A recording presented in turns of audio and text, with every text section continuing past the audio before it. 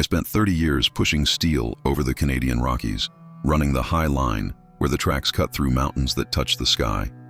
It's a job that gets into your marrow, the vibration of the diesel engines becoming the rhythm of your own heart. We call it the ghost run, because between midnight and dawn, you are the only living thing moving through a frozen graveyard of stone and ice. Most people think trains are loud, but inside the cab, sealed against the sub-zero wind, it's strangely quiet. You're just a spectator behind safety glass, watching the wilderness roll by like a silent movie. Night shifts in deep winter are a different beast entirely. The darkness out here has a weight to it, pressing against the glass. The headlight beam cuts a solitary cone through the falling snow, illuminating millions of flakes that rush at you like stars in hyperspace. You feel like the last person on Earth up there, hauling 3 miles of freight through a landscape that hasn't changed since the last ice age. The cold is so intense that the rails actually shrink, making the wheels sing a high-pitched metallic song that sets your teeth on edge. It's a hostile world, and inside that warm cab, you are just a fragile intruder passing through. My engineer for that run was an old-timer named Dutch, a guy who had been on the rails since steam engines were still cooling in the yards. Dutch didn't talk much, preferring the company of his thermos and the gauges, but he respected the route with a superstitious caution. He used to say that the train is a metal worm crawling through a garden that belongs to things much older and bigger than us. He taught me to watch the tree line, not just the tracks, because the forest has a way of moving when you aren't looking directly at it. I usually laughed it off as cabin fever, but that night the woods felt heavier than usual. We were pulling a heavy manifest, mixed lumber, grain hoppers, and sealed boxcars heading west toward Vancouver. The load was dragging, fighting a headwind that screamed like a banshee through the valleys, forcing Dutch to keep the throttle notched up. The sheer physics of it is terrifying if you think about it too hard. Thousands of tons of momentum on a slippery steel ribbon. You trust the machine, you trust the rails, and you pray that nothing is sitting on the track around the next blind curve. It's a game of Russian roulette we played every night, betting that the wilderness would stay out of our way. I was sitting in the conductor's chair, feet up on the heater, nursing a cup of coffee that had gone cold an hour ago. The radio was silent, just the static hiss of the repeater towers trying to find a signal in the granite canyons. This sector was a dead zone, miles from the nearest road crossing, a place where if you broke down, you were hiking out or freezing to death. It's the kind of isolation that makes your mind wander, seeing shapes in the shadows and hearing voices in the wind. I was staring at the snowdrifts piling up against the pines, lulled into a trance by the repetitive motion. The mesmerizing rhythm of the wheels, clack, clack, clack, clack, was the only reality I knew for hours. It's a hypnotic state we call rail hypnosis, where the line between the machine and the man starts to blur. You stop thinking about bills or your ex-wife and just become part of the forward motion, an arrow shot into the dark. Everything was green across the board, pressure's normal, track clear, just another routine run on a Tuesday night. I remember checking my watch, noting it was 03:00 a.m., the witching hour when the human body wants to shut down and sleep. But sleep wasn't an option, not on the High Line, not when the snow was hiding obstructions that could derail us in a heartbeat. I stood up to stretch my legs, the vibration of the floorboards tingling in my boots, and walked over to the front window. I wanted to see the track ahead, to reassure myself that the black void in front of us was empty. Dutch barely looked up from his instruments, trusting me to be the second set of eyes. I took a sip of the cold sludge in my cup, watching the snowflakes dance in the light, unaware that the peace of the night was about to end with a violence that would shake the teeth out of my head. We hit things all the time on this run. It's an ugly reality of the job that nobody likes to talk about. Deer, elk, even the occasional moose wandering onto the tracks to lick the road salt. Usually, the cowcatcher turns them into red mist without shaking the engine. You feel a dull, wet thump through the floorboards, maybe see a flash of fur, and then it's over before your brain can even process the guilt. You call it in, mark the milepost, and keep moving because a freight train doesn't stop for roadkill. But this wasn't a deer, and it definitely wasn't a moose. The impact felt like we had slammed into a concrete wall at 50 miles an hour, a violent, jarring collision that threw me out of my chair. The entire 200-ton locomotive shuddered, lifting slightly off the front bogies before slamming back down with a bone-rattling crash. My coffee cup flew across the cab, shattering against the bulkhead, spraying cold liquid over the electrical panels. The sound wasn't the wet crunch of biology meeting steel. It was a dull, heavy thud that vibrated through the chassis, ringing like a struck bell. It felt solid, dense, and impossibly heavy, something that had mass comparable to the train itself. Dutch didn't hesitate. He slammed the emergency brake handle into the big hole, dumping the air pressure instantly. The sound of steel wheels locking up and screaming against frozen rails echoed through the valley like a dying prehistoric animal. Sparks flew past the window in a shower of molten iron. lighting up the snowbanks in jagged, terrified flashes of orange. We were sliding, the momentum of 3 miles of heavy freight pushing us forward, fighting against the friction of the brakes. I grabbed the handrail, knuckles white, waiting for the sickening tilt that means we've jumped the tracks and are heading into the ravine. It took nearly a mile for us to grind to a halt, the train groaning and bucking as the slack in the couplers slammed forward. When the motion finally stopped, the silence that rushed back in was deafening, heavier than the noise had been. We sat there for a moment, breathing hard. The only sound, the ticking of cooling metal and the hiss of the airlines recharging. Dutch looked at me, his face pale in the glow of the dashboard lights, wiping sweat from his forehead despite the freezing draft. "That wasn't a moose, Jack," he whispered, his voice trembling. "Moose don't hit back." I knew the drill. I had to go out there. It's the conductor's job to walk the train, to inspect the damage and make sure we haven't derailed a car or severed a brake line. I grabbed my heavy parka, fumbling with the zipper because my hands were shaking so bad, and snatched up my lantern. I checked the flare gun in the emergency kit, cracking the breech to make sure it was loaded, a habit I usually skipped, but tonight felt different. I didn't want to go out into that dark, cold void, but the train was dead in the water until we assessed the situation. Opening the heavy steel door of the cab was like opening an airlock into space. The wind hit me with a physical force, carrying a chill of 20 below zero. I climbed down the ladder, the metal rungs slick with ice, and stepped onto the ballast, the snow crunching loudly under my boots. The world was reduced to the single shaking beam of my lantern, cutting a narrow tunnel through the swirling white. I walked toward the front of the engine, dreading what I was going to find, expecting a gruesome mess of gore and fur that would take hours to clean off the coupling. I rounded the corner of the nose and shined my light on the cowcatcher, and my breath hitched in my throat.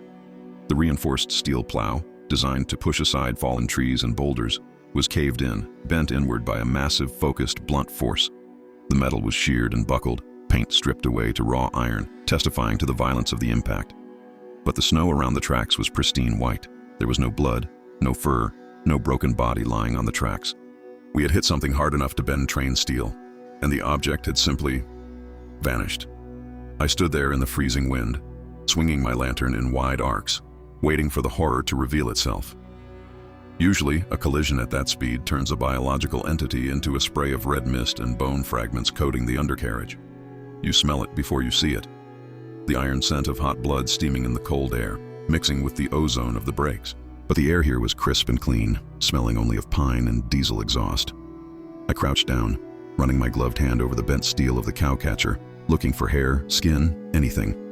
The metal was cold and dead, offering no clues, just a massive concave depression like it had punched a boulder.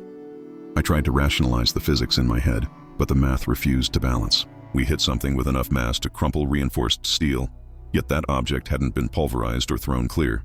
If it was a rock slide, there would be debris scattered across the tracks, jagged stones grinding under the wheels. If it was a vehicle, there would be glass, plastic, and burning rubber. But the trackbed was empty, the snow undisturbed except for the violent gouges where our own wheels had locked up. It was as if we had collided with a phantom, a ghost with the density of a tank but the invisibility of smoke. I walked past the nose of the engine, moving down the embankment into the deep snow to check the perimeter. The silence of the valley was oppressive, the wind having died down to a whisper that rattled the frozen branches of the fir trees. I swept the light back and forth, scanning for a limp, broken shape thrown into the drifts by the force of the impact. I walked 10 yards, then 20, my boots sinking to my knees, my breath forming clouds that obscured my vision. There was nothing out there but the endless white emptiness of the Canadian wilderness, indifferent to my confusion. That's when the beam of my lantern caught the first anomaly, causing me to stop dead in my tracks. About 30 feet past the point of impact, the snow was disturbed, not by a tumbling body, but by deliberate movement. A set of tracks appeared out of nowhere, starting deep and chaotic as if something had landed hard and recovered its balance. They stabilized quickly, turning into a rhythmic, bipedal gait that moved with terrifying purpose. I stared at them, my brain trying to force the shape into a category that made sense: bear, cougar, wolf. But the geometry was all wrong. They weren't boot prints, and they certainly weren't paws. They were massive, barefooted impressions stamped into the crust. Each print was easily 20 inches long, wide at the ball of the foot and narrowing at the heel, with 5 distinct toe depressions. The sheer size of them made my own heavy winter boots look like children's shoes in comparison. And they were barefoot, in 20 below zero weather, on ice and gravel. Something was walking without protection. The stride between the prints was immense, suggesting a creature with legs long enough to step over a coffee table without breaking stride. I shined the light further along the path of the tracks, expecting them to veer off into the safety of the dense forest. A wounded animal, or even a confused man, would seek cover immediately, running for the tree line to hide. But the tracks didn't turn away from the threat. They turned toward it. They moved parallel to the tracks, staying in the shadow of the train, moving alongside the idled locomotives. The creature hadn't fled the scene of the accident. It was investigating it, or worse, pursuing it. I scrambled back up the embankment to the ballast, my heart hammering a frantic rhythm against my ribs. I followed the tracks along the side of the train, counting the cars as I passed them, the gravel crunching loudly.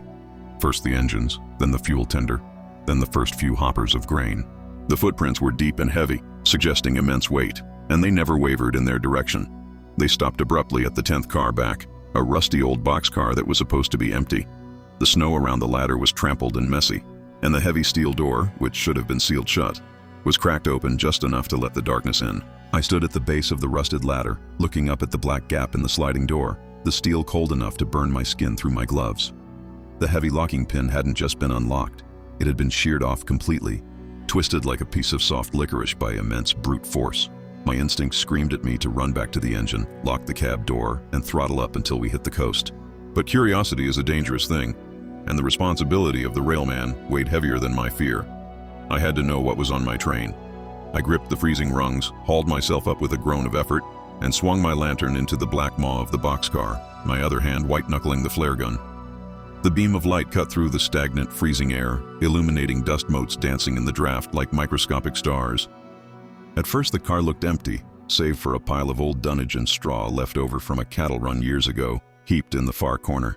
Then, the pile moved. It drew in a breath that rattled wetly in its chest, a shivering sound that echoed off the steel walls like a compressor failing. I stepped closer, the floorboards creaking under my weight, and the shape uncurled, revealing itself not as a pile of rags, but as a living, breathing entity. It turned to face the light, shielding its eyes with a hand that was covered in fur and trembling violently. It was a juvenile Bigfoot, though calling it small is relative. It was nearly 6 feet tall even while crouched in the fetal position. Its fur was lighter than the adults described in the legends, a tawny reddish-brown color that blended perfectly with the old straw. But it wasn't the terrifying beast of nightmares. It was a scared kid, its face contorted in a mask of pain and confusion. Its left shoulder was dropped low, hanging at a sickening angle that suggested a severe dislocation or a broken clavicle from the impact. It pressed itself against the wall, trying to make itself smaller, letting out a high-pitched, mewling whimper that sounded heartbreakingly human. The puzzle pieces slammed together in my mind, forming a picture that made my stomach drop into my boots. We hadn't hit a wandering animal by accident. We had intercepted a desperate toss. The massive impact on the cowcatcher, the tracks leading alongside, the broken door. An adult had thrown this juvenile onto the moving train. It was a Hail Mary pass, a sacrificial move to get the young one out of the valley, away from whatever was hunting them. The phantom I couldn't find was the parent, who had likely taken the brunt of the collision to ensure the kid made it onto the cargo deck. The creature bared its teeth, not in aggression, but in a grimace of pain, its eyes darting frantically between me and the open door. I slowly lowered the flare gun, realizing that shooting a terrified, injured child would make me the monster in this scenario. I reached into my parka pocket and pulled out my lunch, a squashed ham sandwich wrapped in wax paper that I'd been saving for the turnaround. I slid it across the floorboards, the package stopping just inches from its massive, hairy feet. It sniffed the air, nostrils flaring wide, then snatched the food with lightning speed, devouring it in one bite, paper and all, its eyes never leaving my face. For a moment, the wild panic in its eyes settled into a wary, intelligent curiosity, assessing me just as I was assessing it. Those eyes were deep pools of amber, filled with a soulful complexity that you don't see in a bear or a wolf. It knew I could hurt it. It knew it was trapped in a steel box. But it was waiting to see what kind of man I was.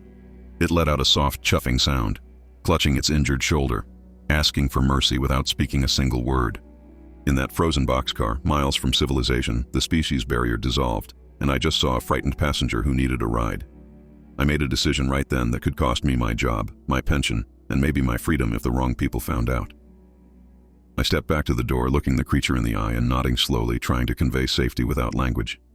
"Stay down," I whispered, feeling ridiculous for talking to a Sasquatch, but feeling like it understood the tone.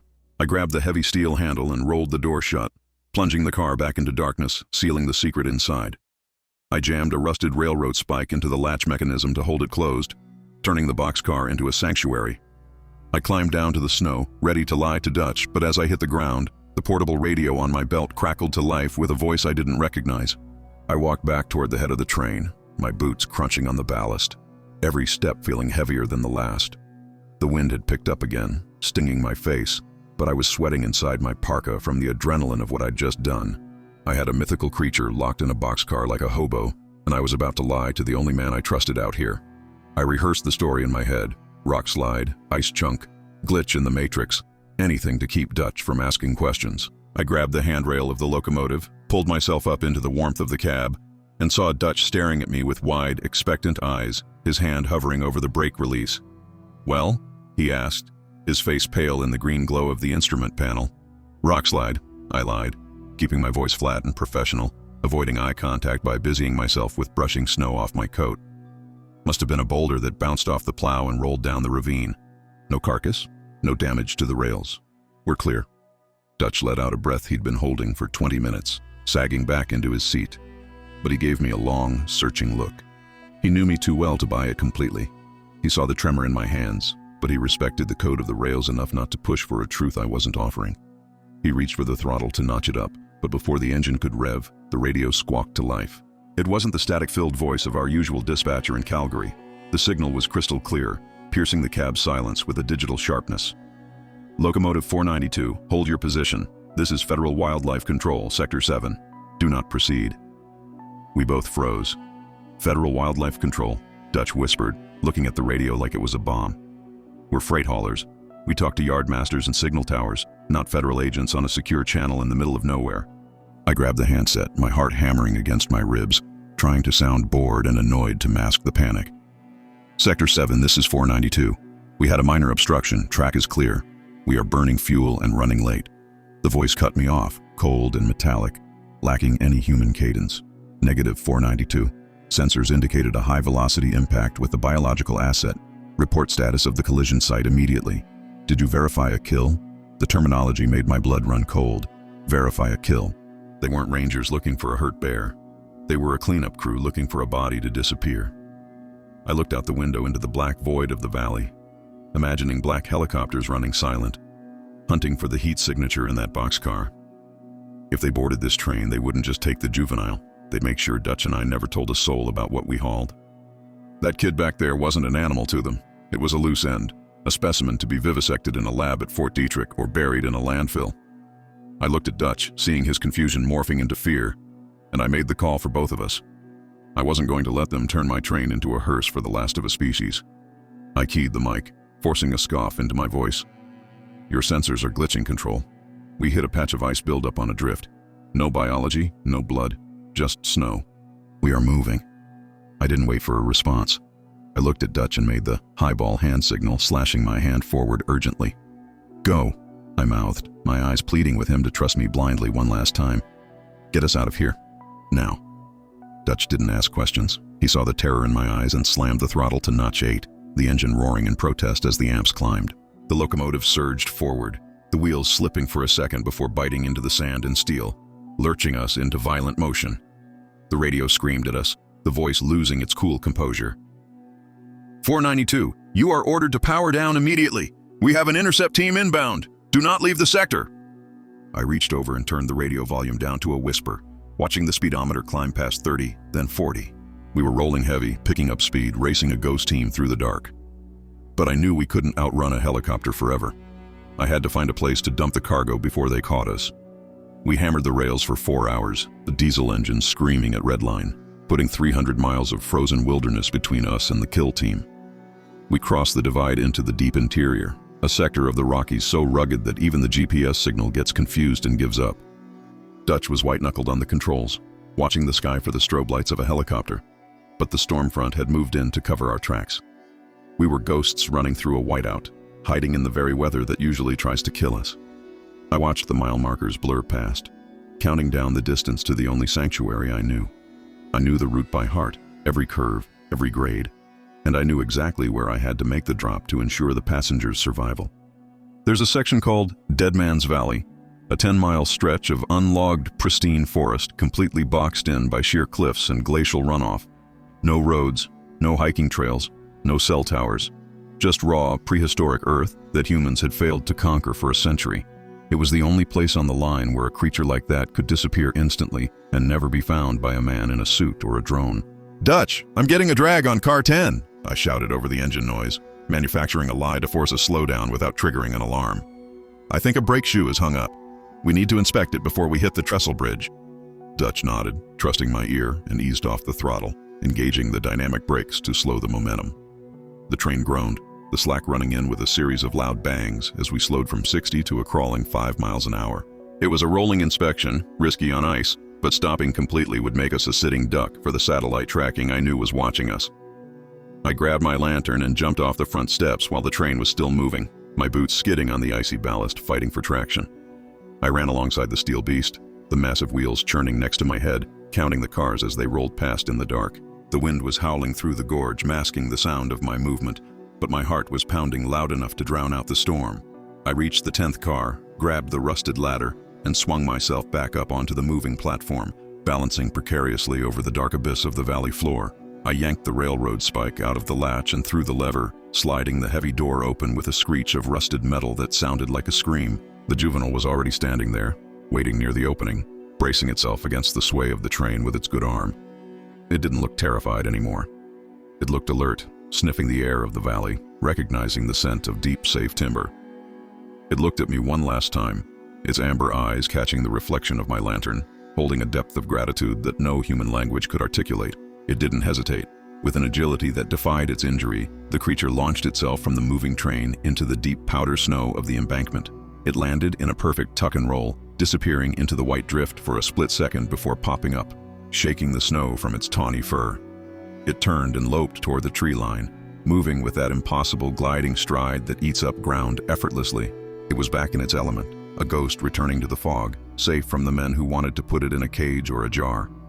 Just before it vanished into the black wall of pines, it stopped and turned back toward the train, a shadow against the snow.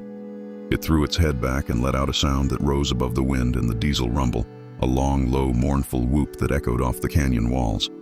It wasn't a scream. It was a signal, a location marker for its kin, or maybe a goodbye to the conductor who fed it a ham sandwich. I slammed the door shut, locked it tight, and jumped back off the car to run forward to the engine. My cargo manifest finally clear, leaving the secret behind in the woods. I climbed back into the warm cab, breathless and shaking, giving Dutch the all-clear thumbs up with a hand that felt numb. He didn't ask what took so long or why I looked like I'd seen a ghost. He just opened the throttle and we roared out of that valley. We made Vancouver by morning, pulling into the yard under the gray light of dawn, and the federal wildlife agents never showed up to meet us. Maybe the storm masked the drop, or maybe they realized the signal had vanished and gave up the chase. But I knew right then, watching the steam rise off the cooling engine, that I was done. I couldn't keep riding the High Line, waiting for the night when my luck would run out and the black helicopters would find what they were looking for. I put in my retirement papers a year later, taking a reduced pension just to get off the mountain and away from the temptation of the mystery. I couldn't look at a sealed boxcar anymore without wondering who or what was hiding inside, shivering in the dark. The guilt is a strange companion. It eats at you with the what-ifs. What if the mother didn't survive the impact? What if that juvenile froze to death alone in Dead Man's Valley? But then I remember that sound, that defiant whoop echoing off the canyon walls, a sound of pure primal survival. I tell myself I did the only thing a decent man could do. I opened the cage. Dutch passed away 3 years ago from a massive heart attack, right there in his engineer's chair where he belonged. He died never knowing the truth about what we hauled that night, thinking I was just a crazy old conductor spooked by the isolation.